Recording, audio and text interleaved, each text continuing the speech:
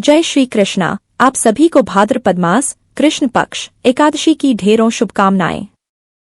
प्रिय भक्तों, आज के इस वीडियो में हम बात करेंगे कि भादों के महीने की एकादशी कब है, इस एकादशी का क्या नाम है, व्रत किस दिन करना चाहिए, एकादशी कब से कब तक रहेगी, पूजा का मुहूर्त क्या रहेगा, इसके अतिरिक्त व्रत का पूजन कैसे करना है, क्या विधि है, क्या नियम है, किन गलतियों को नहीं करना है, क्या करने से बचना है, पारण कब हो, पारण किस प्रकार से होगा, साथ ही बताएंगे आपको कि ये एकादशी का व्रत करना क्यों चाहिए, क्या महत्व है, इस आने वाली एकादशी और अन्य एकादशियों में क्या अंतर है। इस प्रकार आने वाली एकादशी के विषय में आपको संपूर्ण जानकारी इस वीडियो के माध्यम से प्रदान की जाएगी। जानकारी आरंभ करते हैं, उससे पहले आपसे निवेदन है कि जानकारी यदि थोड़ी सी भी अच्छी लगे तो एक बार लाइक अवश्य कर दीजिएगा। आपका एक लाइक हमारे लिए बड़ा महत्वपूर्ण होता है। आपने की सफलता के लिए और भगवान श्री हरि का आशीर्वाद प्राप्त करने के लिए कमेंट बॉक्स में अवश्य लिखिएगा जय श्री हरि या नमो भगवती वासुदेव। आप देख रहे हैं यहाँ पर सभी व्रत और त्योहारों की सही शास्त्रीय जानकारी प्रदान करते हैं। ज्योतिष शास्त्र और पंचांग के आधार पर आपको बताते हैं कि कौन सी तिथि कब है, व्रत आदि कब करना है, क्या विधि है, क्या नियम है, क्या गलतियां आपको नहीं करनी है। सही कथाएं तथा महात्म्य आपको सुनाते हैं। यदि आप चाहते हैं कि सही जानकारियां और सही कथाएं आपको समय से मिलती रहे तो कृपया चैनल को अभी सब्सक्राइब कीजिए और बेल आइकन को प्रेस कीजिए। जब आप सब्सक्राइब का बटन दबाएंगे तो वहां एक घंटी का निशान बना हुआ आएगा, उस घंटी के निशान को अवश्य दबाइएगा, तभी आपको हमारी सारी वीडियो प्राप्त होंगे, अन्यथा आपसे जानकारी छूट जाएगी। आइए को अब जानकारी आरंभ करते हैं। बात करते हैं आने वाली एकादशी की। प्रिय भक्तों, ये भाद्रपद मास है और भाद्रपद मास के कृष्ण पक्ष की जो एकादशी तिथि आती है उसका नाम होता है अजा एकादशी। अजय एकादशी सभी एकादशियों में एक महत्वपूर्ण एकादशी है, क्योंकि ये धन संपत्ति और वैभव देने वाली है, राजकाज देने वाली है, राजा बनाने वाली है। कोई वस्तु आपसे छिन गई है, दूर चली गई है तो उसे पुनः प्राप्त कराने वाली है। बड़ी महिमा है इस एकादशी की। इस एकादशी का व्रत सर्वप्रथम राजा हरिश्चंद्र ने किया था। राजा हरिश्चंद्र के विषय में आप जानते होंगे, सत्यवादी राजा हरिश्चंद्र। जो भी पुराने जेनरेशन के लोग हैं वो सब जानते हैं। आज की युवा पीढ़ी में हो सकता है कि कुछ लोगों को जानकारी कम हो इस विषय में, तो सत्यवादी राजा हरिश्चंद्र जब अपने इतने बड़े राज वैभव सबको खो देते हैं और दर्द की ठोकरें खाने को मजबूर हो जाते हैं, जंगल में समय बिताने को मजबूर हो जाते हैं, तब उनकी भेंट ऋषि गौतम से होती है। ऋषि गौतम उनसे मिलते हैं, राजा की दशा देखकर बड़े दुखी होते हैं और तब राजा को बताते हैं कि हे राजन, आने वाले भाद्रपद मास के कृष्ण पक्ष की एकादशी आ रही है, उसका नाम है अजा एकादशी।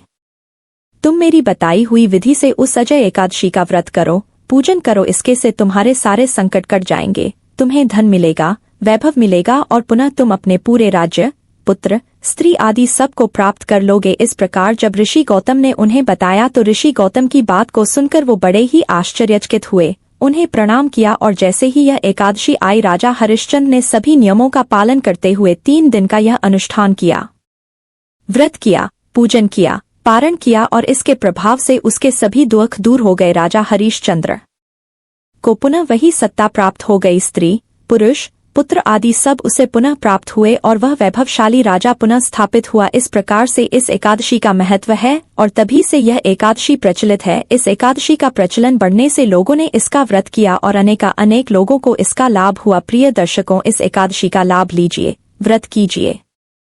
आप जो भी प्राप्त करना चाहते हैं, जब आप व्रत पूजन संकल्प करेंगे, उस संकल्प में भगवान से उसका निवेदन कीजिए, भगवान नारायण अवश्य ही उसको पूरा करेंगे। आइए अब बात करते हैं कि ये एकादशी का व्रत करना कैसे है, क्या इसकी विधि होनी चाहिए, क्या इसके नियम होने चाहिए। प्रिय भक्तों, एकादशी व्रत जो है वो साधारण व्रत नहीं है, ये एक त्रिदिवसीय अनुष्ठान है।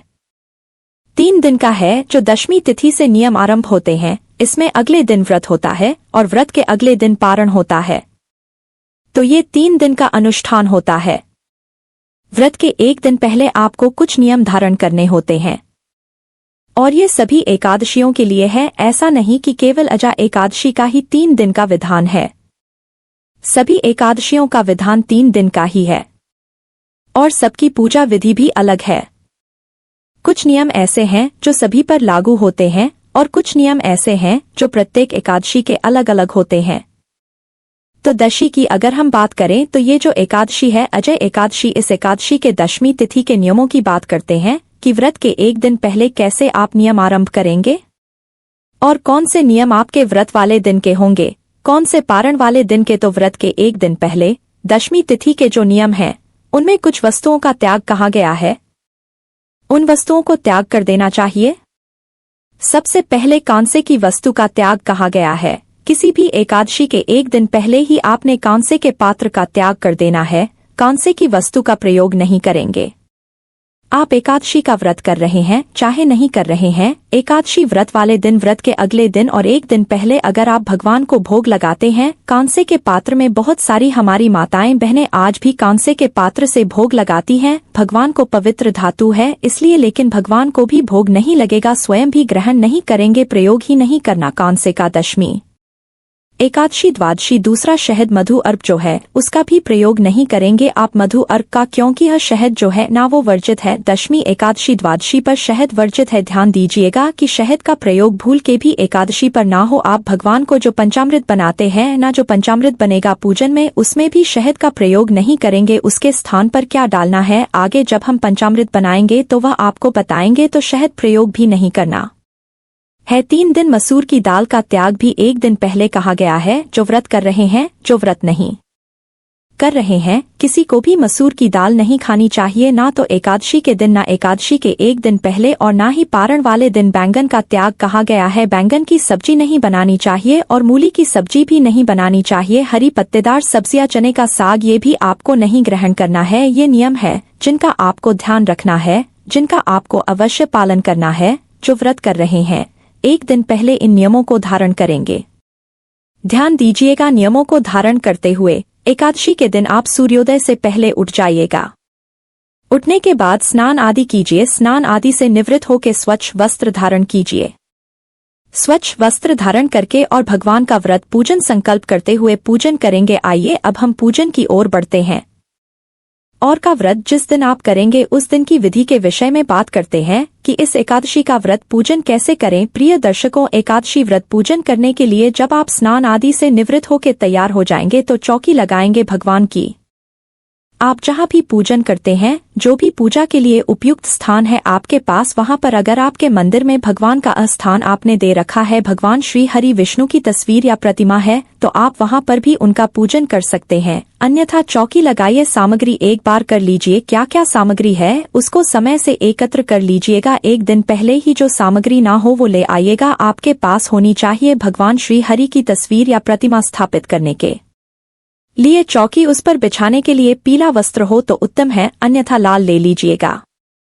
रोले मोली, पान, सुपारी, लौंग, इलायची, धूप, दीप, नैवेद्य, फूल, फूलों की माला, इत्र, जनेऊ, पवित्र जिसे कहते हैं जनेऊ, पंचामृत बनाने के लिए कच्चा दूध, दही, घी, शहद के स्थान पर गंगाजल। शहद प्रयोग नहीं होगा। फिर बताओ आपको, शहद के स्थान पर गंगाजल और शक्कर, ये 5 चीजों से पंचामृत बनेगा। ये 5 चीजें, इसके अतिरिक्त एक तांबे का लोटा, ये सारी पूजा सामग्री है जो आपने एकत्र करनी है। ये सब पूजा सामग्री एकत्र कीजिए और आसन लगा के दिशा की ओर मुख करके बैठ जाइए। तांबे का जो लोटा है उसमें पहले गंगाजल भरिए, फिर उसमें शुद्ध जल भरिए और अब हम पूजन की ओर आगे बढ़ेंगे। सबसे पहले भगवान की स्थापना करेंगे तो चौकी लीजिए, चौकी पर भगवान को विराजमान कीजिए। पहले उस पे वस्त्र बिछाइए, चौकी पर चौकी लगाइए, वस्त्र बिछाइए। पीला है तो पीला, लाल है तो लाल। उसके ऊपर भगवान श्री हरि विष्णु की तस्वीर या प्रतिमा को स्थापित कीजिए। उनके सामने दिया रखिए, धूप रखिए। भगवान की स्थापना करने के बाद अपने सीधे हाथ में जल लीजिए और हाथ धो लीजिए। हस्तो प्रक्षालन, 1-1 चम्मच जल अपने सीधे हाथ में आप लेंगे और एक एक मंत्र पर उसे ग्रहण करेंगे, क्योंकि पहले आपको पूजा के योग्य होना होता है, उसके बाद ही आप भगवान का पूजन करते हैं। माधवाय नमः, 1 चम्मच जल अपने सीधे हाथ पे लीजिए और पी जाइए। केशवाय नमः जल लीजिए। ओम नारायणाय नमः, सीधे हाथ पे जल लीजिए, ग्रहण कीजिए। हाथ पे जल लीजिए और हाथ धो लीजिए। हाथ धोने के बाद सभी सामग्री को और सभी स्थान को शुद्ध करेंगे जहां बैठकर आप पूजन कर रहे हैं। सामग्री जो आप भगवान को अर्पित करने वाले हैं, क्योंकि भगवान को अर्पित करने से पहले वो सामग्री भिन्न भिन्न हाथों से भिन्न भिन्न अवस्थाओं से गुजरी है, तो इसीलिए उसको शुद्ध करना आवश्यक होता है।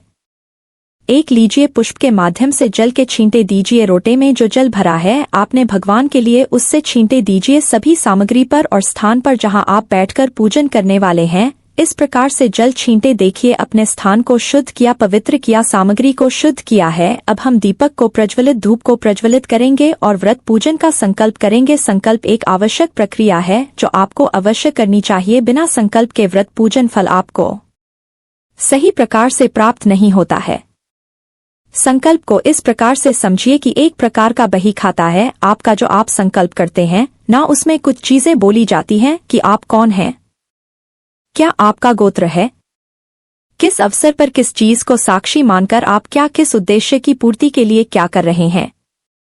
ये सब एक प्रकार से लिखित हो जाता है मेरे खाते में। इसीलिए संकल्पित होके ही आपको दान करना चाहिए, संकल्पित होके ही आपको कोई भी व्रत तथा पूजन करना चाहिए। संकल्प करेंगे। संकल्प करने के लिए अपने सीधे हाथ पर जल लीजिए। 1 रुपए का सिक्का दक्षिणा के रूप में कम से कम रखिए, अधिक जो भी आप रखना चाहे वह रख सकते हैं। 3 बार बोलिए श्री विष्णु श्री विष्णु श्री विष्णु। अपना नाम, अपना गोत्र, जिस स्थान पर बैठकर संकल्प कर रहे हैं वहां का मकान नंबर, क्षेत्र का नाम, शहर का नाम, भाद्र पद्माशय, आरोग्यता प्राप्त, संपत्ति प्राप्त, धन लक्ष्मी प्राप्त। एकादशी व्रत पूजन संकल्प श्री विष्णु, और यह संकल्प भगवान के चरणों में अर्पित कर दीजिए। संकल्प करने के बाद अब हम भगवान का पूजन आरंभ करेंगे।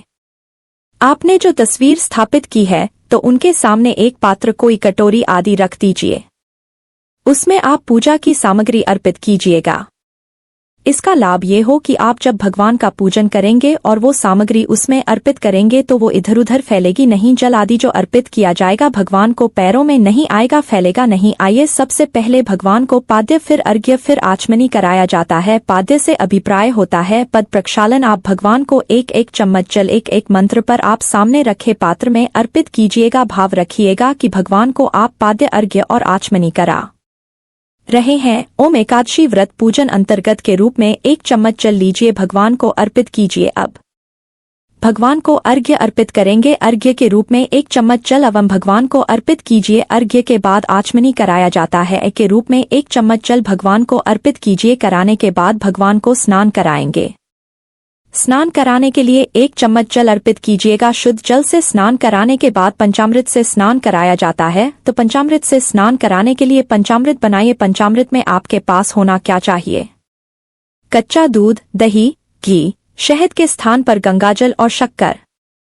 गंगाजल है, आपको शहद के स्थान पर शहद का प्रयोग जो है एकादशी पूजन में नहीं होता है पंचामृत में, तो शहद के स्थान पर गंगाजल लीजिए। पंचामृत बनाइए और वह पंचामृत से भगवान को अभिषेक कराइए। जिनके पास प्रतिमा है वो पंचामृत से नहलाएंगे। जो तस्वीर पर पूजन कर रहे हैं ना, वो फूल पर पंचामृत लगा लीजिए और आप भगवान को अर्पित कर दीजिए। फूल पर पंचामृत लगा के अर्पित करना है। आपने पंचामृत से अभिषेक कराने के बाद शुद्ध जल से नहलाया जाता है भगवान को, तो शुद्ध जल लीजिए। शुद्ध जल समर्पित कीजिए। भगवान को शुद्ध जल से नहलाइए। भगवान को शुद्ध जल से नहलाने के बाद अच्छे से पोंछ दीजिए भगवान को। अब भगवान को आप यज्ञोपवीत अर्पित करेंगे। यज्ञोपवीत अर्पित करने से पहले यज्ञ पवित्र को हल्दी में या तो फिर रौली लगा लीजिए। रौली कुमकुम तिलक कीजिए और उसके बाद आप यज्ञ पवित्र अर्पित कीजिएगा। यज्ञ पवित्र अर्पित कीजिए। यज्ञ पवित्र अर्पित करने के बाद भगवान को वस्त्र अर्पित करेंगे। वस्त्र के रूप में 1 मौली का टुकड़ा तोड़िए और वह अर्पित कर दीजिएगा। वस्त्र अर्पित कीजिए। वस्त्र अर्पित करने के बाद भगवान को इत्र लगाएंगे। इत्र को फूल पर लगा लीजिए और वह अर्पित कीजिएगा। नमः इत्रम समर्पयामि।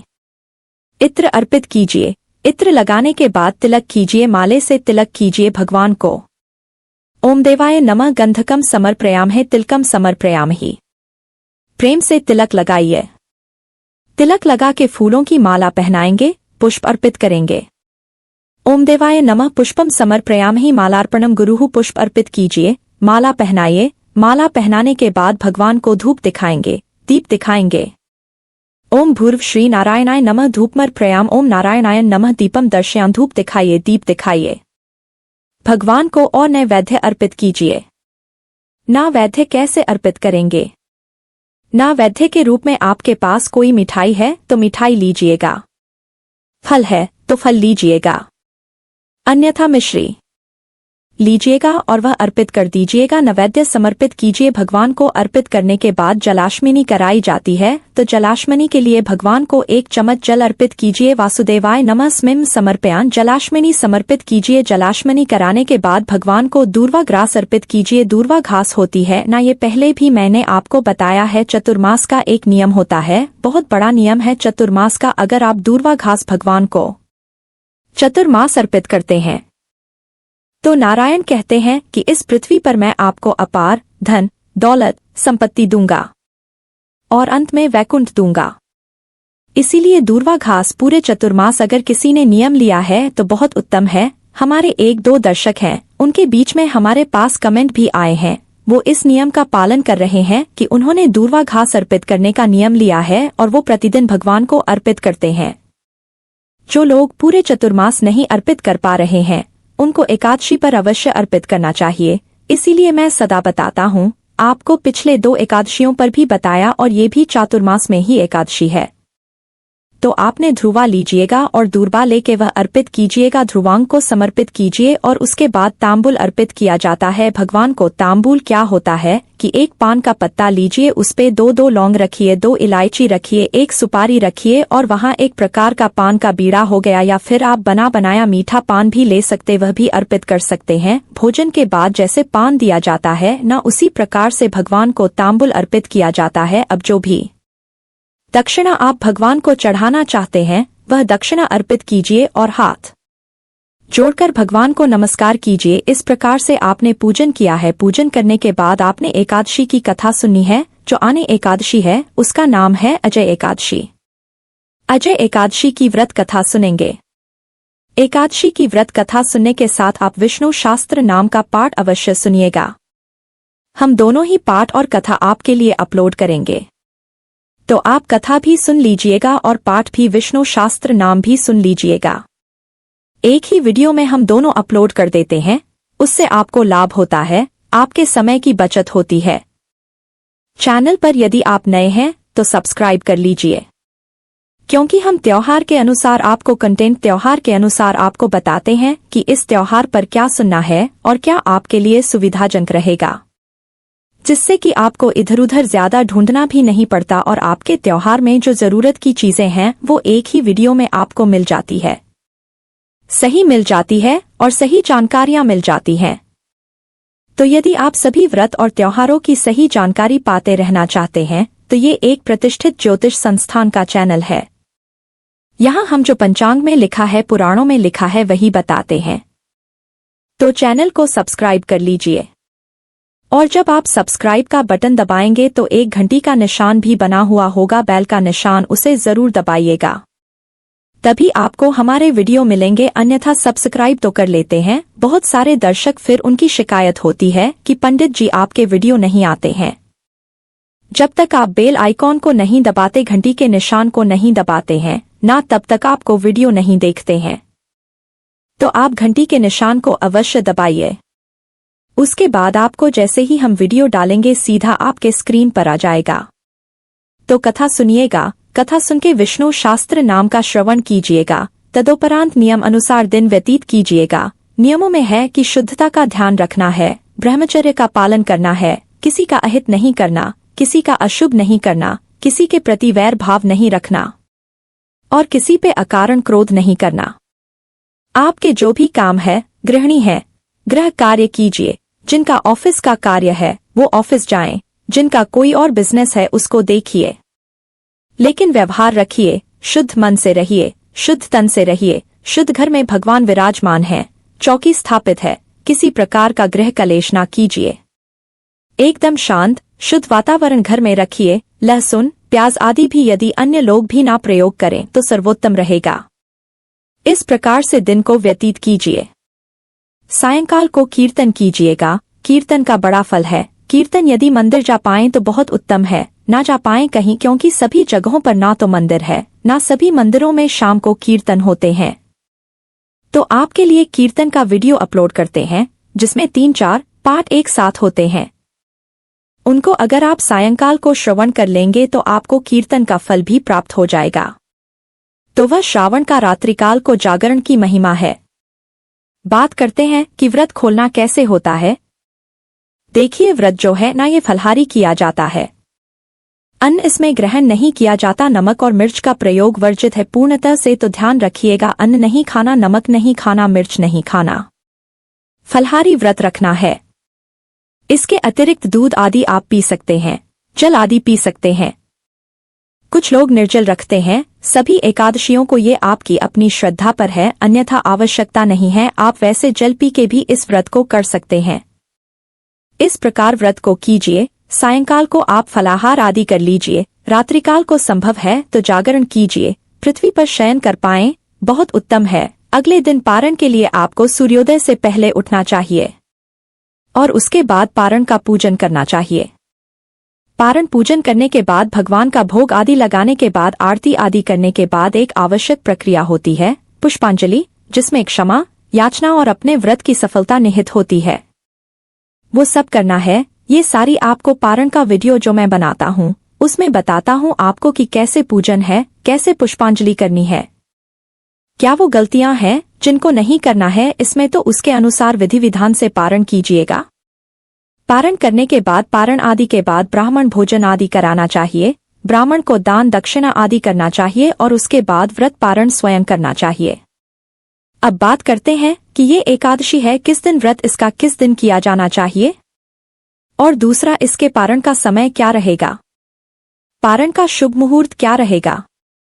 प्रिय दर्शकों, एकादशी का व्रत उस दिन किया है जिस दिन एकादशी सूर्य के मुख से हो और द्वादशी युक्ता हो। द्वादशी युक्ता जो व्रत है ना, वो श्रेष्ठ माना गया है। इसका एकादशी का व्रत कभी भी दशमी विधा नहीं करना चाहिए। दशमी वेदा का अभिप्राय होता है कि जिस दिन सुबह के समय दशमी आ रही हो और उसके बाद एकादशी हो, तो उस दिन का व्रत सदा त्याग बताया गया है। इसका त्याग करना चाहिए, ऐसा शास्त्र कहते हैं। सभी पुराणों में लगभग ऐसा लिखा है। विष्णु पुराण में भी इसका वर्णन है। इसके अतिरिक्त नारद पुराण में भी इसका वर्णन है। इस नियम के अनुसार आपको व्रत कब करना है। देखिए, ये जो एकादशी है ना, इस एकादशी तिथि की शुरुआत हो रही है 18 अगस्त को। सोमवार का दिन रहेगा शाम को 5:22 पर और यह एकादशी पूर्ण होगी 19 अगस्त को दोपहर को 3:32 पर। ऐसे में 19 अगस्त मंगलवार को सूर्य के मुख से एकादशी है और द्वादशी युक्ता भी है। इसमें द्वादशी भी आ जाएगी 3:30 बजे के बाद, तो यह उत्तम दिन है। 19 अगस्त को ही आपको इसका व्रत करना चाहिए, पूजन करना और सर्वोत्तम रहेगा। सुबह 9:19 से और 10:55 तक का समय बहुत उत्तम है। इसमें आप पूजन करेंगे, कल्याणकारी है। इसके अतिरिक्त पारण जो किया जाता है वो हरिवासन का समय व्यतीत हो जाने के बाद किया जाता है। हरिवासन का समय होता है द्वादशी के पहले 5.5 घंटे। 5.5 घंटे जब व्यतीत हो जाए उसके बाद ही पारण करना चाहिए, अगले दिन सूर्योदय के बाद। इस नियम के अनुसार आप सूर्योदय से 20 तारीख को सूर्योदय के साथ ही 5:40 के आसपास सूर्योदय आता है, तो 5:40 से और 8:32 तक आप पालन कर सकते हैं। उत्तम समय है, इसमें अपना व्रत खोलिए, कल्याण ही कल्याण होगा। यदि कुछ कहना चाहते हैं, पूछना चाहते हैं, तो स्क्रीन पर मेरे नंबर आ रहे हैं। व्हाट्सएप पर आप मुझसे संपर्क कर सकते हैं। दक्षिणा आदि यदि कुछ भी भेजना चाहते हैं तो दक्षिणा के लिए भी 900 से नंबर आ रहा है, उस पर आप दक्षिणा आदि भेज सकते हैं। नारायण सब पर कृपा करें। वीडियो को लाइक करना ना भूलिएगा। चैनल पर नए हैं तो सब्सक्राइब करते जाइएगा। जय श्री कृष्ण।